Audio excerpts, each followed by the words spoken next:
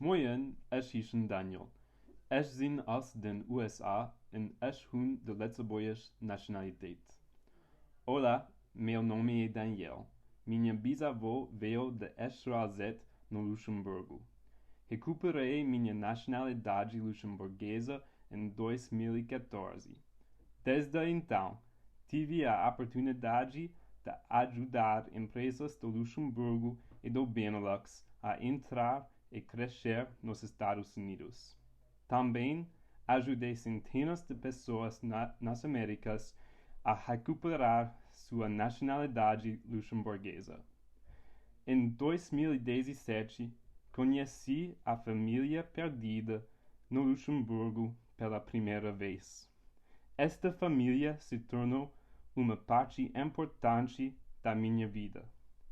Considero a nacionalidade luxemburguesa uma das maiores honras da minha vida, e encontrar minha família no Luxemburgo foi uma das coisas mais significativas que me aconteceram.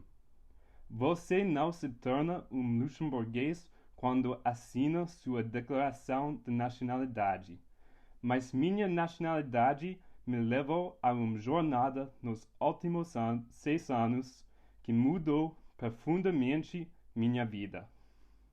Estou muito orgulhoso de poder participar na história única deste país. Em dezembro deste ano, termina a oportunidade de recuperar a nacionalidade luxemburguesa através dos ancestrais. Devido a complicações causadas por Covid-19, centenas ou mesmo milhares de pessoas correm o risco de perder esta oportunidade para sempre, a menos que haja uma alteração na lei de nacionalidade luxemburguesa. Queremos mostrar a nossa ligação real com o Luxemburgo. Queremos mostrar a todos no Luxemburgo que há uma razão para fazermos parte da história do país. Por que você escolheu pessoalmente solicitar a cidadania luxemburguesa? O que o Luxemburgo significa para você? Esta é a nossa chamada aberta para compartilhar sua história.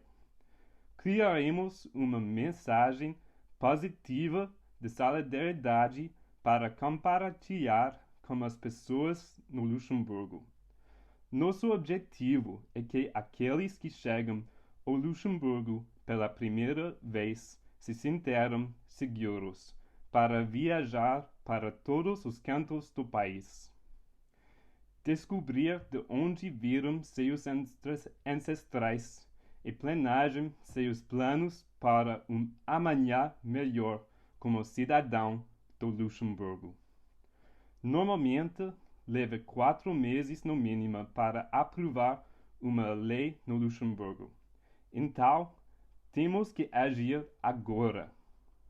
Pedimos a todos os candidatos atuais e anteriores que gravam um vídeo de 1 a 3 minutos para enviar para team@luxcitizenship.com o mais rápido possível.